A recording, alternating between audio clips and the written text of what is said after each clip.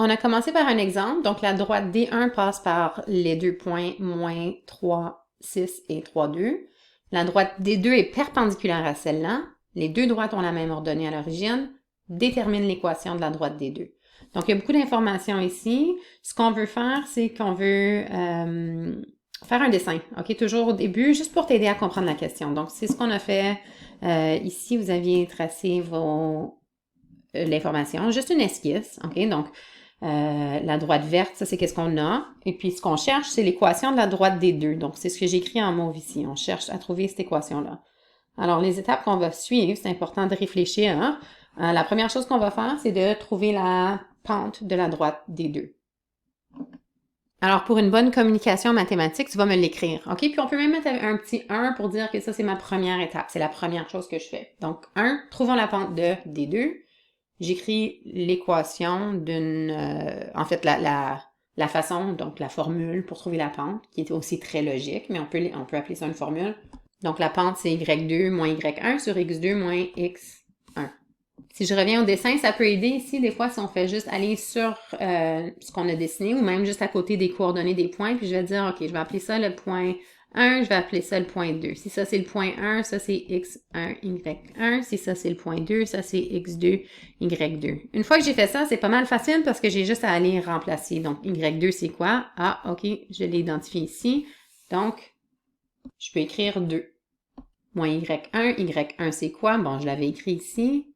Donc, on voit que c'est 6. Donc, je peux juste aller écrire mon 6. Tout ça divisé par x2 moins x1. x2, il est ici. C'est toujours x2 moins x1. Donc, vous voyez que j'ai déjà mis mon moins en rouge, là. Et là, je vais aller voir c'est quoi x1. Donc, x1, c'est égal à moins 3. Fait que je peux aller écrire mon moins 3. OK? Donc, souvent, c'est là que les élèves vont faire des erreurs. Faites attention. Ça se peut que tu aies des doubles négatifs. Et puis, on sait que 3 moins moins 3, ça veut dire 3 plus 3. 2 moins 6, ça va me donner moins 4. 3 plus 3, ça me donne 6. Donc, moins 4 sixièmes, c'est notre pente. On peut donner ça, on peut écrire ça sous une forme plus simplifiée. Ici, je divise par 2. Donc, ça va me donner moins 2 tiers. Et puis, ce que j'ai trouvé, c'est la pente de la droite des deux. Donc, en fait, pour éviter de la confusion, ce que je peux faire même, au lieu de juste l'appeler M, je vais peut-être l'appeler M2. OK? Donc, maintenant, je sais que c'est... OK, guys, en fait, je viens juste de réaliser que ce qu'on a trouvé, excusez-moi, ce n'est pas la pente de la droite des deux, mais c'est la pente de la droite des 1. Là, je me suis dit, est-ce que je refais ma vidéo? Dans le fond, c'est important qu'on vous voyez aussi que on va faire des erreurs, là. Donc, c'était D1. OK, ma droite ici, là, la droite verte, là, c'est D1. Et puis, c'est ça que je suis en train de calculer parce que je suis en train de regarder deux points qui sont sur la droite D1. Donc, juste à prendre note, j'espère que vous aviez remarqué peut-être pendant que je faisais la vidéo.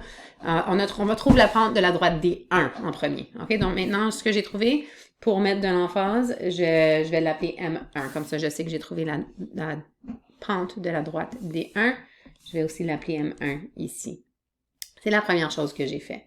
OK, maintenant, on se souvient bien qu'on est en train de chercher l'équation de la droite des deux. Donc, la deuxième chose que je vais faire, c'est trouver la pente de la droite des deux. Donc, je vais l'appeler M2.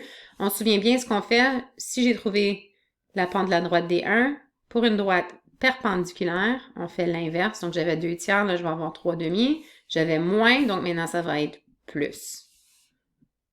Donc, juste pour justifier ici, je peux m'écrire que ça, c'est puisque. En mathématiques, le symbole puisque, c'est l'inverse du symbole donc. Donc, puisque ce sont des droites perpendiculaires, ou puisque des droites perpendiculaires sont des inverses négatives, je sais que ma pente de M2, ça va être 3 demi, ou plus 3 demi. La prochaine chose que je vais faire, c'est que je dois trouver l'ordonnée à l'origine pour avoir l'équation d'une droite. Malheureusement, on n'a pas de point sur la droite des deux. Je ne connais aucun point sur la droite des deux, à part du fait que c'est la même ordonnée à l'origine. Donc, on va prendre la droite des 1 pour aller chercher l'ordonnée à l'origine, puis ensuite, on sait que c'est la même chose. Donc, si on prend notre droite des 1, on savait que la pente, c'était moins 2 tiers x plus b. Je connaissais 2 points sur la droite, donc je peux choisir n'importe quel. Donc, ce qu'on va faire, c'est qu'on va remplacer le point 3, 2 dans l'équation. Donc, ma valeur de y, je remplace par 2. Ma valeur de x, ici, je vais remplacer avec 3. Et ça va me permettre de trouver B, parce que j'ai maintenant une inconnue avec dans une équation.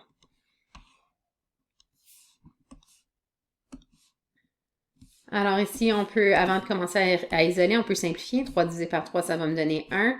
Donc j'ai maintenant 2 est égal à moins 2 plus B. Je veux isoler le B, donc je vais faire plus 2 des deux côtés.